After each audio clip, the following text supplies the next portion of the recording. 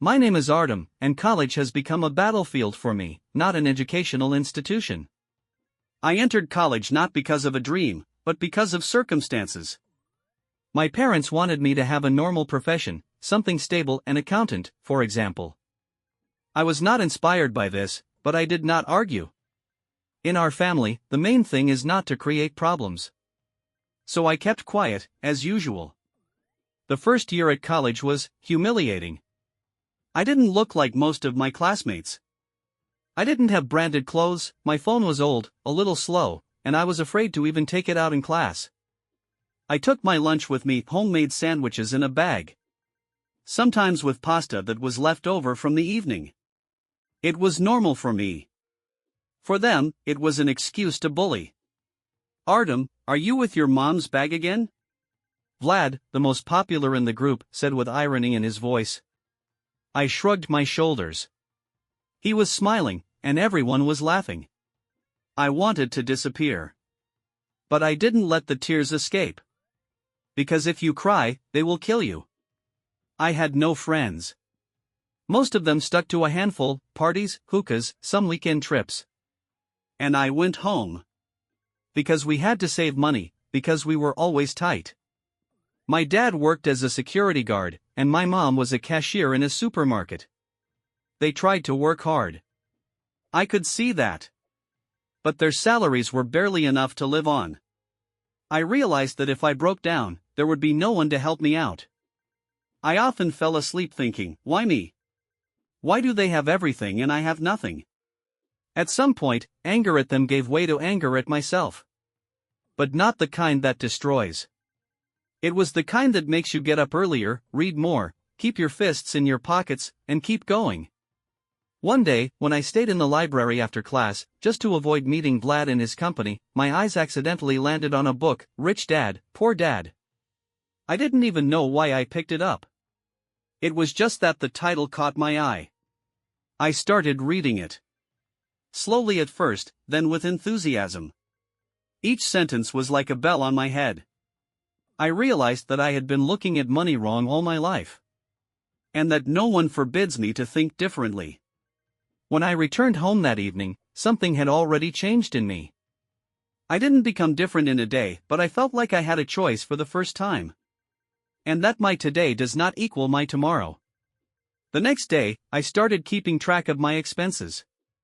In a notebook, manually. I wrote down how much I spent on travel, lunches, and my cell phone. And I was surprised at how many little things eat up my meager budget. I started reading even more. I found a blog about finance and registered for free courses. Everything was free because I had nothing to pay. Vlad and his company continued to mock me. But I had already learned to ignore them. I started to be interested in other things. I couldn't change who they were, but I could change myself.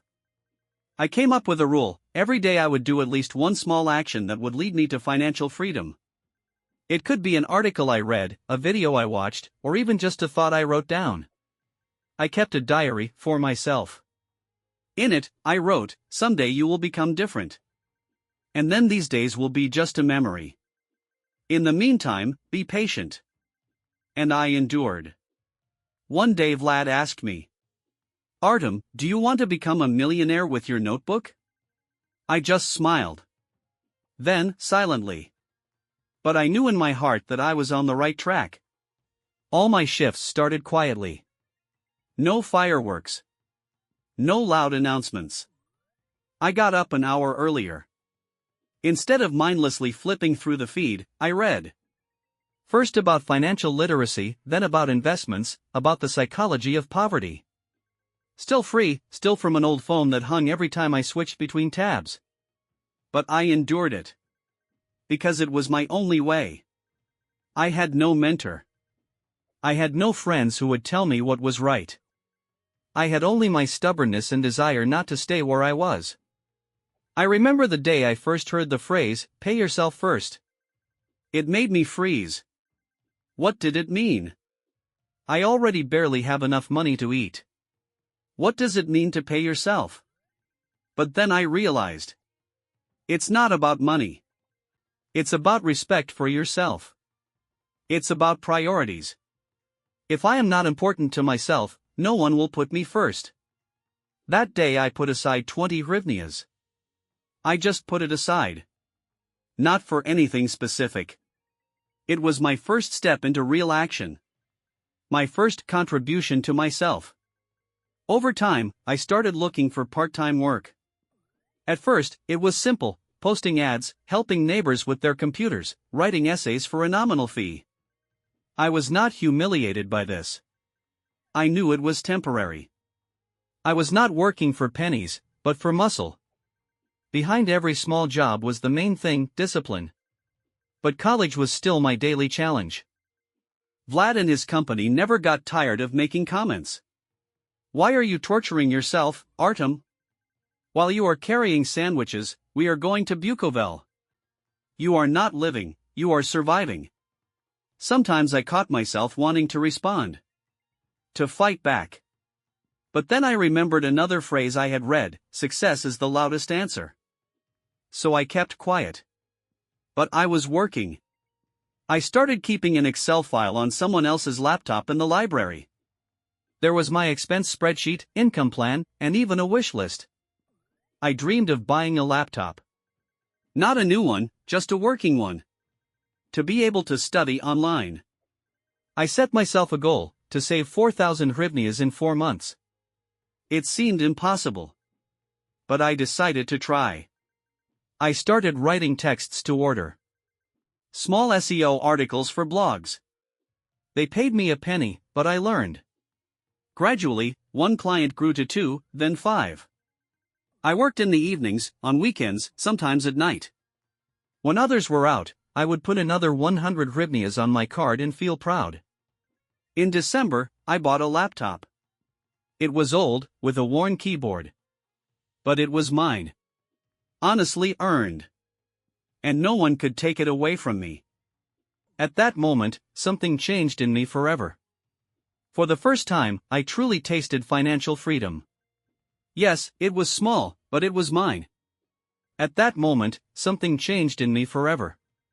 For the first time, I truly tasted financial freedom. Yes, it was small, but it was mine. Meanwhile, everything remained the same in the band. Vlad continued to be a star. His girlfriend Nastia liked to showcase stories from restaurants. Once she looked at my old laptop and said sarcastically, "Wow, a new MacBook?" I smiled. "No, but it's mine." Those words hit harder than any joke. In the evening, I wrote in my diary. Today I didn't just buy a laptop. I proved to myself that I can do it. And if I can do this, I can do more. I did not know where exactly this path would lead me. But one thing I already understood clearly, money is not about status. It's about choices. And I make my choice every day. It didn't happen overnight, but gradually my survival began to turn into control. Control over my own life. After buying a laptop, I felt I could do more. I started taking online courses, first free, then very cheap, 450 to 100 hryvnias. I learned copywriting, marketing, and the basics of finance. It was a completely different world. No one laughed at my clothes there. Everyone there was interested in only one thing: what can you do? The first normal orders came a month later. I started writing articles for small websites.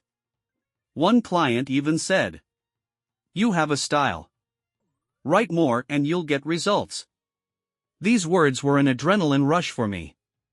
I was no longer just a guy with sandwiches. I was becoming someone. On my own. Without connections. Without a license. But even then, the humiliation never completely disappeared. One day Vlad saw me editing a text on my laptop in the college lobby. "What are you, a content maker?" he huffed. "Maybe you'll become an influencer?" Everyone laughed. But this time I didn't care. Because I had just received 800 hryvnias for one text. For an evening's work. It was more than I had earned in a week before. And it was then that I realized the main thing: their jokes are a defense. They laugh because they are afraid. Because deep down they feel that I am not the same person I used to be. And they can no longer control me. I started to communicate more with people outside of college. On freelance platforms, in financial chats, at courses. There I felt like an equal. I could already set a price for my work. I could say no to a project I wasn't interested in. It was the first time I felt free. That's when I discovered the topic of investment. At first I was scared, my mind was spinning, this is for the rich. You have nothing to invest in. But then I realized that you can invest even 100 hryvnias. The main thing is to start. I opened a brokerage account. I bought my first share for 93 hryvnias. It was a micro investment. But it gave me a lot of confidence. I became not just someone who earns money, I became someone who manages my money. At the same time, I continued to keep records. Not in a notebook anymore, but in Excel. I could see the amounts growing. Small but stable. And I learned to live not until the paycheck but on my own terms. Gradually, my income began to exceed my expenses. I started saving. First for an airbag, then for education. For the first time in my life, I saved 10,000 hryvnias, which were just lying in my account. And this figure changed my attitude to myself. Because before, I could not imagine that it was possible. And then a moment happened that turned everything around. One of my teachers approached me, a quiet, intelligent man who never humiliated me. He asked, "Artem, you seem to be writing something? We have a competition for a youth financial blog. Try to apply." So I did. Without any special expectations. I just wrote an article, an honest one about my journey. No embellishments, no pathos. I called it Financial Freedom Begins with Self-Respect. 2 weeks later, I got a call. Your work has won. You received a grant for the development of your blog, 15,000 hryvnias. I did not believe it at first. But it became a reality. I did not spend the money. I invested it in creating a website, design, and a few more courses. And the blog started to live. People wrote to me. "Artem, thank you. I was in a similar situation. Your story gave me the strength not to give up." And then I realized everything I went through was not in vain. Every humiliation. Every night without sleep. Every penny I saved when I could have bought something cooler. I built myself from scratch. And this is just the beginning. 2 years have passed since the day I first set aside 20 hryvnias. It seems like a small thing, but in fact it was the moment that started it all. I was already on a different level. Not because I became rich, but because I became conscious. Now every hryvnia that came to me had a purpose. And I was no longer spending money to prove something to someone. I was building myself. And my life. My blog started to grow. People shared it, wrote to me personally, "Thank you for not breaking down." One of the first readers even sent me a donation of 50 hryvnias, just with a signature, for motivation. It was the most pleasant 50 hryvnias in my life. I continued to study. I took paid courses in investing, got mentored by a financial advisor, and started consulting for students. For free, for now. I just wanted those who are now sitting in the place of that guy with the sandwiches to know that there is another way. You can get out. And then something happened that I didn't even expect. The college organized a reunion. I was hesitant to go. It seemed like everything was over, why go back? But then I realized, it was not about them. It was about me. To look the past in the face and see how far I've come. I came back. In my usual clothes. Without pathos. But I was confident. Vlad was there. The same Vlad who used to throw sarcastic remarks about my sandwiches and mom's laptop. And do you know what was the strangest thing? He was the first to come up to me. "Artem, hi. I heard you did something with your finances, right?" His voice was no longer arrogant. Rather, he sounded interested. Even a little envious. Yes, I write a blog. I advise students. I started my own online project. Listen, maybe we can get together sometime? I just want to figure out my money. I have a salary, but I don't understand where it goes. And I said, no problem. Only this time, at the rate. We both smiled. But there was no humiliation in that smile. There was recognition. Silent, but very clear. That evening I returned home and felt like there was no more burden on my shoulders. No resentment. No pain. There is only the path I have traveled and for which I am grateful. Because it was through pain that I learned to endure. Through humiliation, I formed my character. Through rejection, I grew. And every person who laughed with me actually gave me the most valuable thing, motivation. Now I have a financial cushion for several months. I work with clients from abroad.